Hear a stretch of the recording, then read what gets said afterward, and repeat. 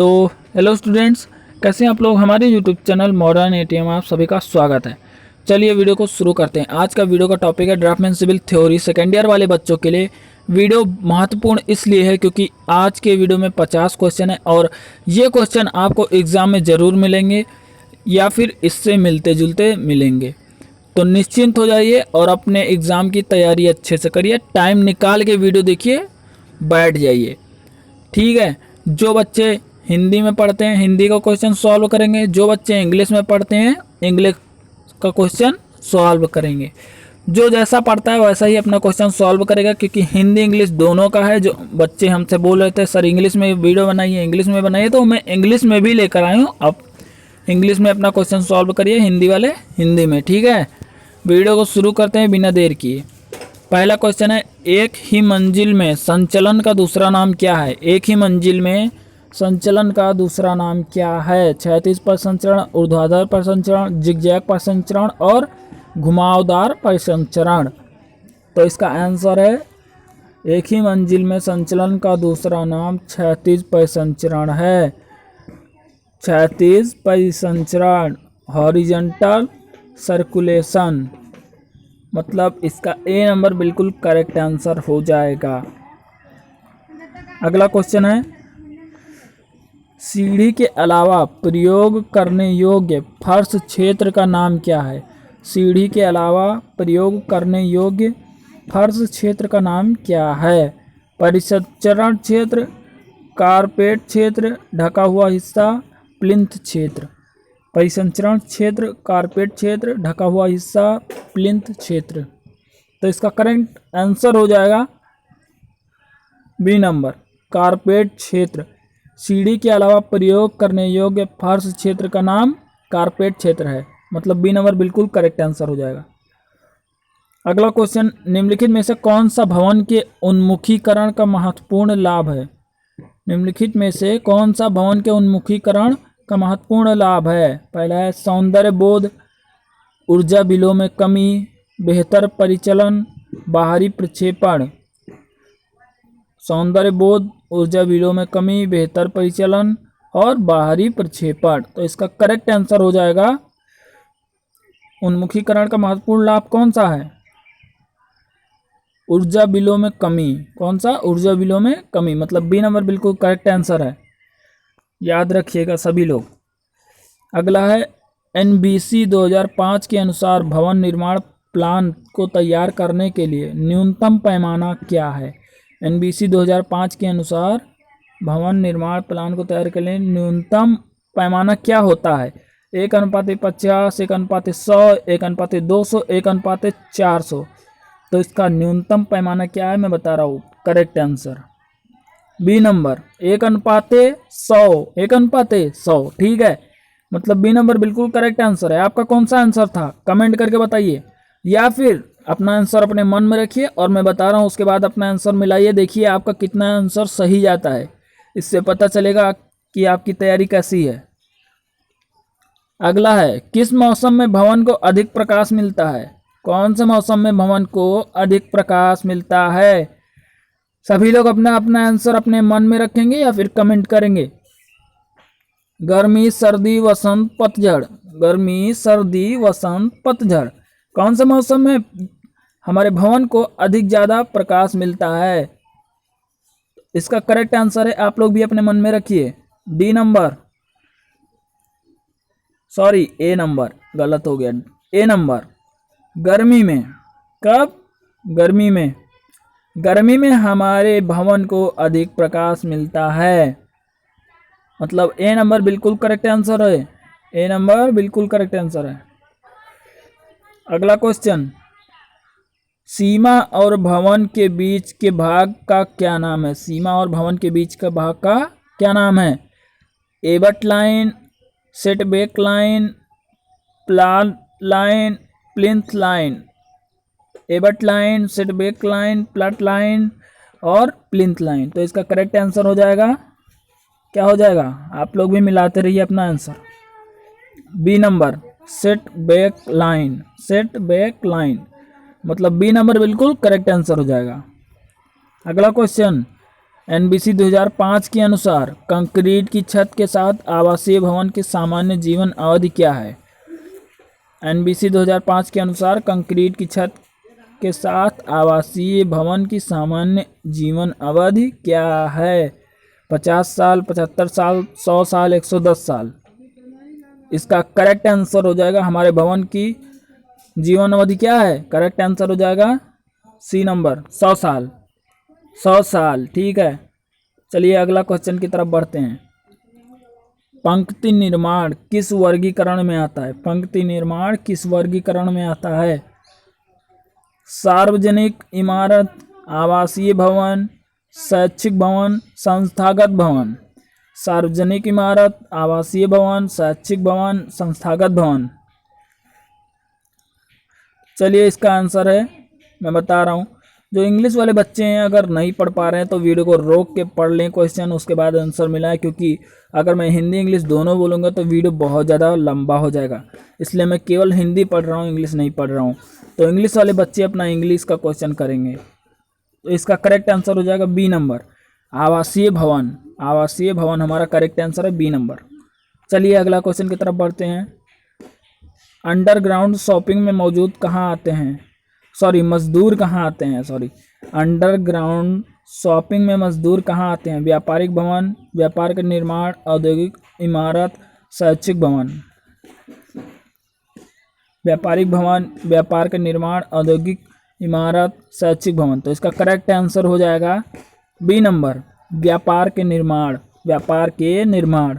चलिए अगला क्वेश्चन की तरफ बढ़ते हैं। असेंबलिंग बिल्डिंग डिजाइन करते समय एक डिजाइन इंजीनियर के लिए आवश्यक बुनियादी विवरण क्या होता है? आवश्यक बुनियादी विवरण क्या होता है? भूखंड का क्षेत्रफल, निश्चित सीटों की संख्या, प्लाट का स्थान, कुल फर्श क्षेत्र। कुल फर्श क्षेत्र। तो इसका चलिए करेक्ट आंसर हो जाएगा, मैं बता रहा हूँ। आप लोग भी अपना आंसर मिला रहे हैं ना? मिला रहे हैं तो ठीक है, नहीं मिला रहे हैं तो मिलाइए। बी नंबर, निश्चित सीटों की संख्या। निश्चित सीटों की संख्या, बी नंबर बिल्कुल करेक्ट आंसर हो जाएगा। अगला क्वेश्चन, सीपीयू का पूरा नाम क्या है? सभी लोग बताएंगे सीपीयू का पूरा नाम क्या है? Craft processing unit, code processing unit, central processing unit, CD processing unit. तो इसका करेक्ट आंसर हो जाएगा C number, central processing unit. चलिए आगे की तरफ बढ़ते हैं।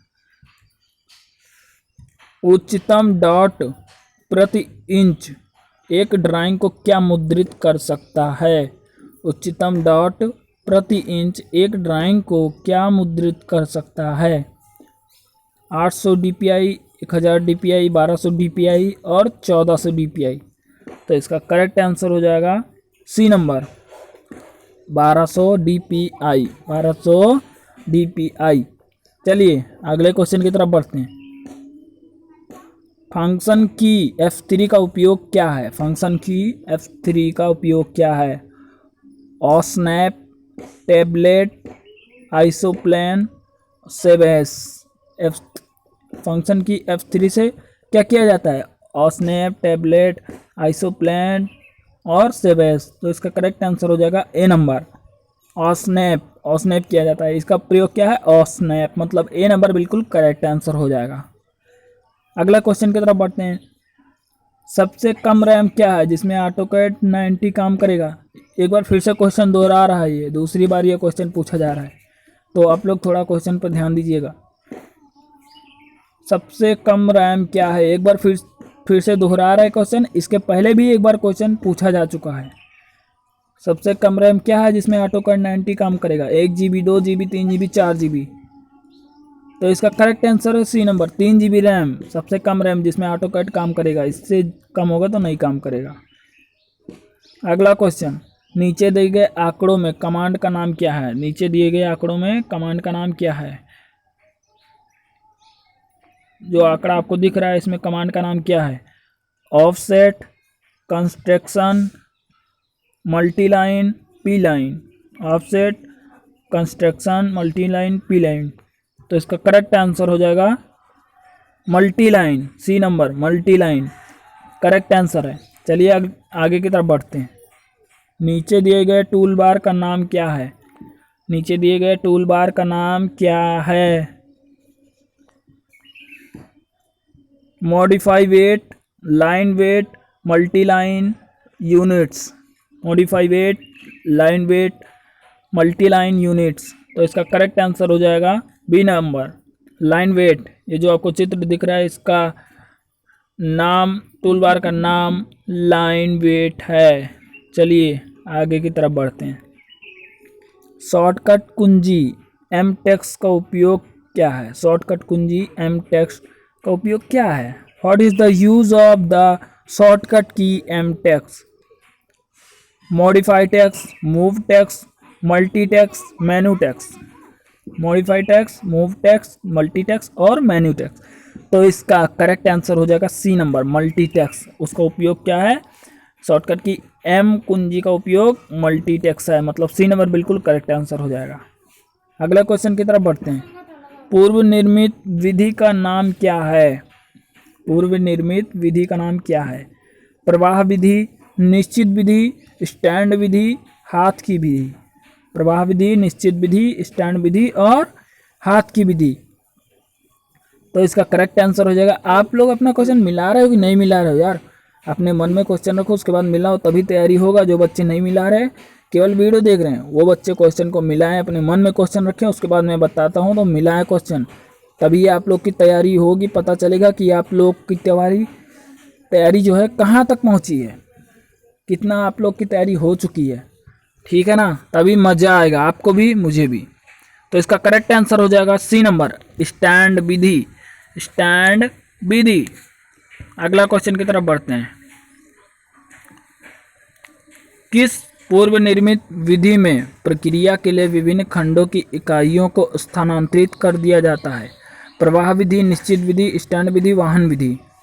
प्रवाह विधि, निश्चित विधि, स्टैंड विधि और वाहन विधि। तो इसका करेक्ट आंसर हो जाएगा ए नंबर, प्रवाह विधि। प्रवाह विधि, ठीक है, ए नंबर बिल्कुल करेक्ट आंसर है।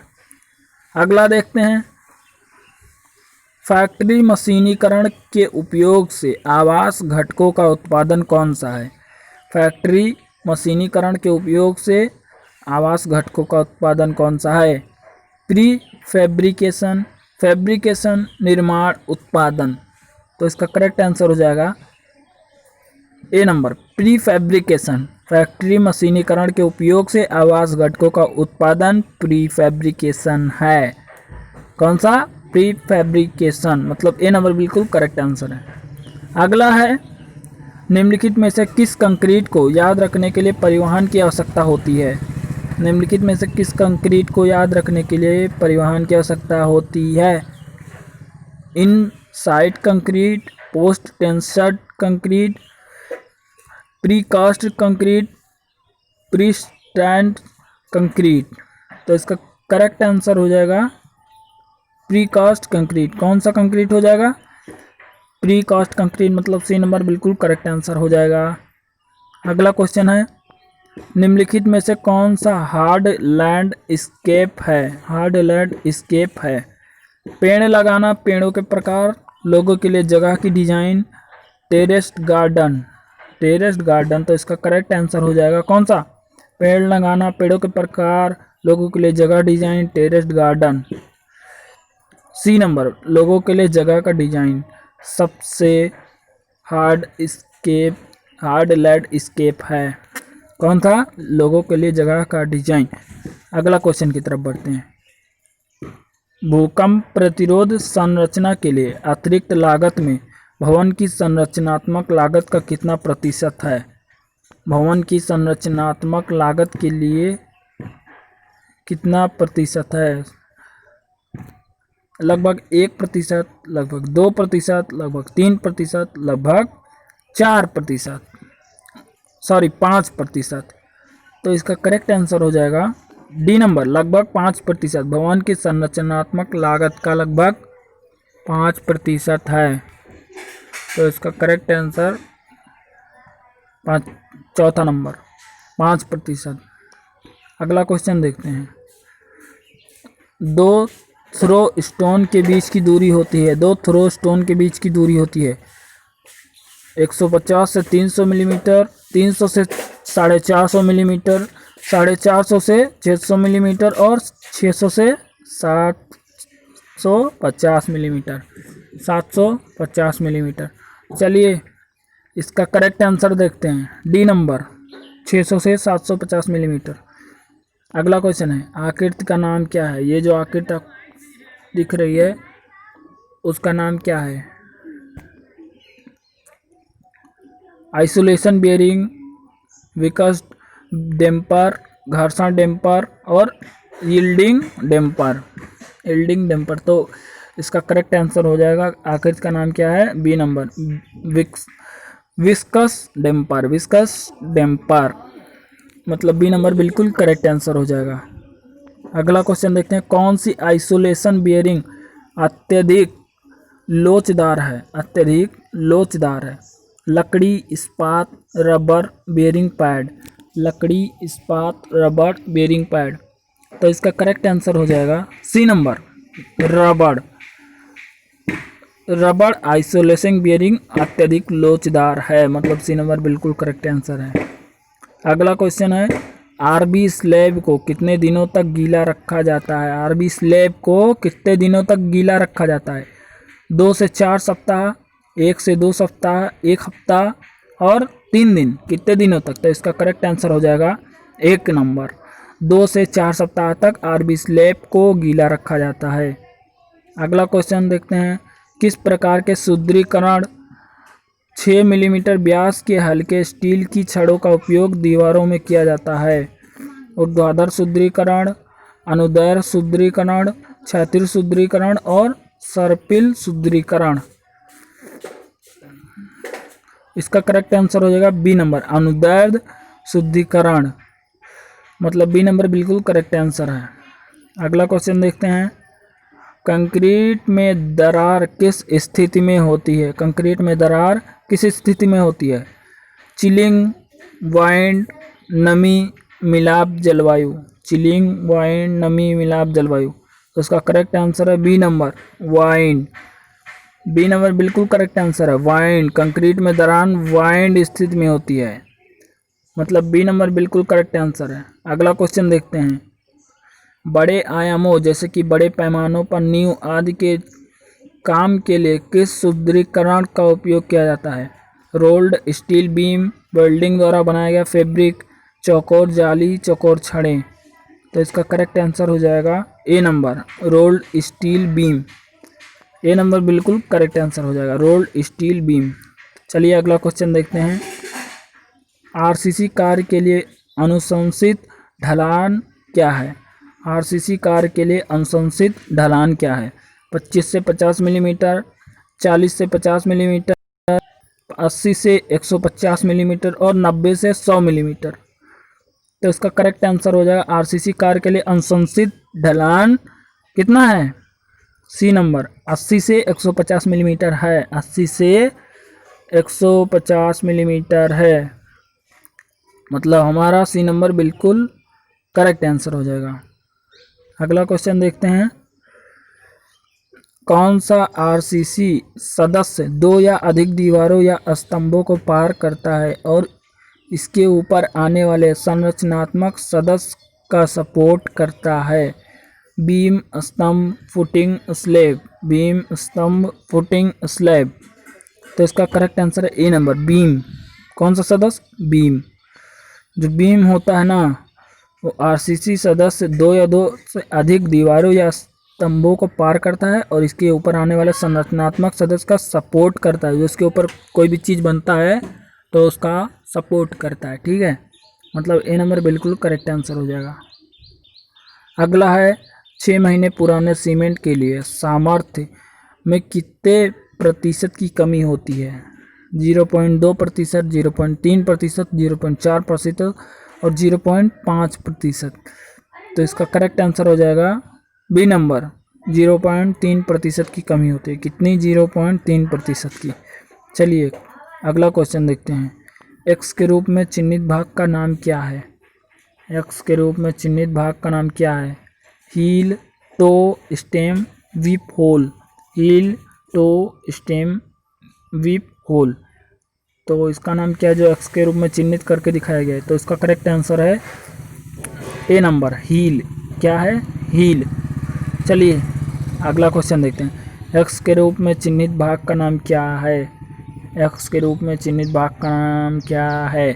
Column support, vitamin filler, hinge सुदृढ़ीकरण, न्यू, हिंज सुदृढ़ीकरण और न्यू। तो करेक्ट आंसर हो जाएगा सी नंबर, हिंज शुद्धिकरण। हिंज शुद्धिकरण मतलब हमारा सी नंबर बिल्कुल करेक्ट आंसर हो जाएगा। अगला क्वेश्चन देखते हैं। प्रबलित छड़ों के किस व्यास का उपयोग भारी न्यू, बड़े गर्डर या काउंटरफोर्ट के लिए किया जाता है? 20 मिलीमीटर, 25 मिलीमीटर, 32 मिलीमीटर और 40 मिलीमीटर। 20 मिलीमीटर, 25 मिलीमीटर, 32 मिलीमीटर और 40 मिलीमीटर। करेक्ट आंसर है डी नंबर, 40 मिलीमीटर। प्रबलित छड़ों को 40 मिलीमीटर व्यास का उपयोग करके भारी न्यू, बड़े गर्डर या काउंटरफोर्ट के लिए किया जाता है। अगला क्वेश्चन, रेंडर कवर का उपयोग कहाँ किया जाता है? रेंडर कवर का उपयोग कहाँ किया जाता है? छत, फर्श, भवन के बाहर, इमारत के अंदर। छत, फर्श, भवन के बाहर, इमारत के अंदर। तो इसका करेक्ट आंसर हो जाएगा सी नंबर, भवन के बाहर। कहाँ किया जाता है रेंडर कवर का उपयोग? भवन के बाहर, मतलब सी नंबर बिल्कुल करेक्ट आंसर हो जाएगा। अगला क्वेश्चन, एक यू टाइप हुक की लंबाई क्या है? 4F, 8F, 9F, 80F। 4F, 8F, 9F और 80F। तो इसका करेक्ट आंसर हो जाएगा सी नंबर, 9F। कौन सा? C number, 9F। चलिए अगला क्वेश्चन की तरफ बढ़ते हैं।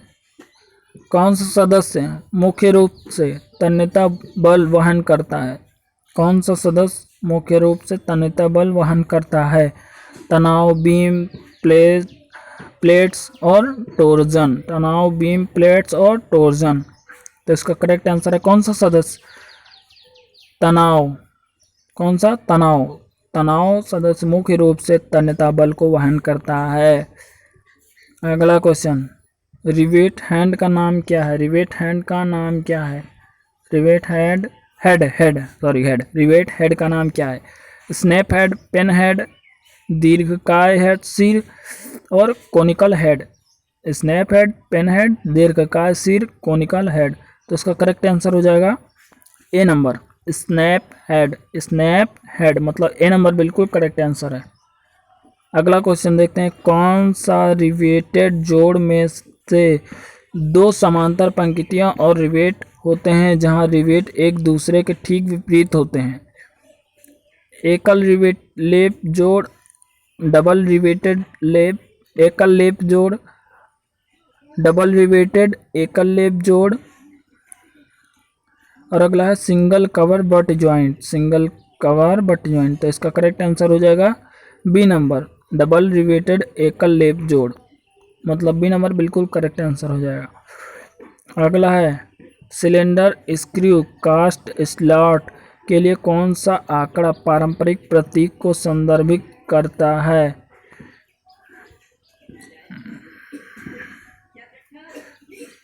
ए नंबर आंकड़ा, बी नंबर आंकड़ा, सी नंबर आंकड़ा और डी नंबर। कौन सा? देख लीजिए। तो इसका करेक्ट आंसर मैं दिखा रहा हूँ, डी नंबर। कौन सा? डी नंबर जो आपको दिख रहा है यही डी नंबर। कौन सा आंकड़ा? सिलेंडर, स्क्रू, क्रॉस, स्लॉट के लिए कौन सा आंकड़ा पारंपरिक प्रतीक को संदर्भित करता है? डी नंबर बिल्कुल करेक्ट आंसर है, बिल्कुल। चलिए अगला क्वेश्चन, ट्रस का नाम क्या है? ट्रस का नाम क्या है? Trunk truss, fan truss, compound fan truss और यौगिक फिंग ट्रस। चलिए इसका करेक्ट आंसर बता रहे हैं। क्या है नाम? डी नंबर, यौगिक फिंग ट्रस। यौगिक फिंग ट्रस। चलिए डी नंबर हमारा बिल्कुल करेक्ट आंसर हो गया। अगला क्वेश्चन की तरफ बढ़ते हैं। रसोई, स्नानघर, वॉश बेसिन से निकलने वाले पानी का नाम क्या है? Garbage, sludge, sewage, discharge. Garbage, sludge, sewage, discharge. तो इसका करेक्ट आंसर हो जाएगा बी नंबर, स्लज। स्लज। चलिए correct answer B number, sludge. चलिए आगे की तरफ बढ़ते हैं। सीवेज उपचार प्रक्रिया में पहला चरण क्या है? सीवेज उपचार प्रक्रिया में पहला चरण क्या है? अवसादन, स्क्रीनिंग, शोधन, सॉफ्टिंग। अवसादन, स्क्रीनिंग, शोधन, सॉफ्टिंग। इसका करेक्ट आंसर है बी नंबर, स्क्रीनिंग। अगला क्वेश्चन देखते हैं। 1.5 मीटर से अधिक गहराई वाले मेन होल के प्रकार को क्या कहा जाता है? 1.5 मीटर से अधिक गहराई वाले मेन होल के प्रकार को क्या कहा जाता है? सीधे मेन होल, गहरा मेन होल, उथला मेन होल और सामान्य मेन होल। तो इसका करेक्ट आंसर हो जाएगा बी नंबर, गहरा मेन होल। कौन सा? गहरा मेन होल। मतलब हमारा बी नंबर बिल्कुल करेक्ट आंसर है। चलिए अगला क्वेश्चन की तरफ बढ़ते हैं। किसी इमारत के सभी प्रकार के तरल अपशिष्ट का नाम क्या है? किसी इमारत के सभी प्रकार के तरल अपशिष्ट का नाम क्या है? रबिश, गार्बेज, राख, सीवेज। रबिश, गार्बेज, राख, सीवेज। तो इसका करेक्ट आंसर हो जाएगा डी नंबर, सीवेज। कौन सा? D number, sewage. चलिए अगला क्वेश्चन की तरफ बढ़ते हैं।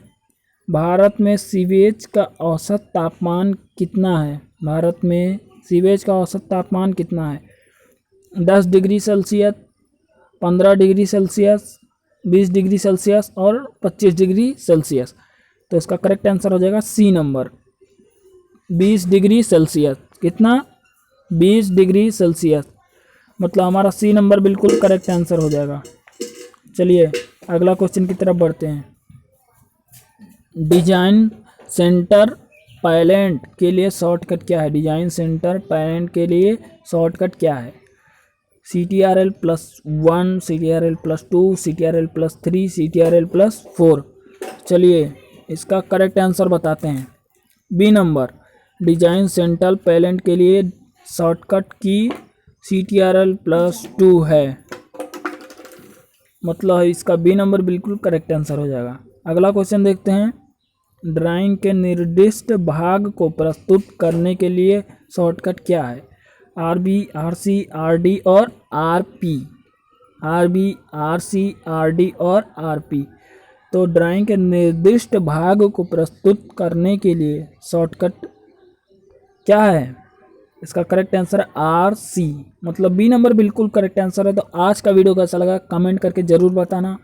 चैनल पर नए हो तो सब्सक्राइब करके बेल आइकन को प्रेस कर लेना। चलिए मिलते हैं एक नई वीडियो के साथ, तब तक के लिए अपना ध्यान रखिएगा।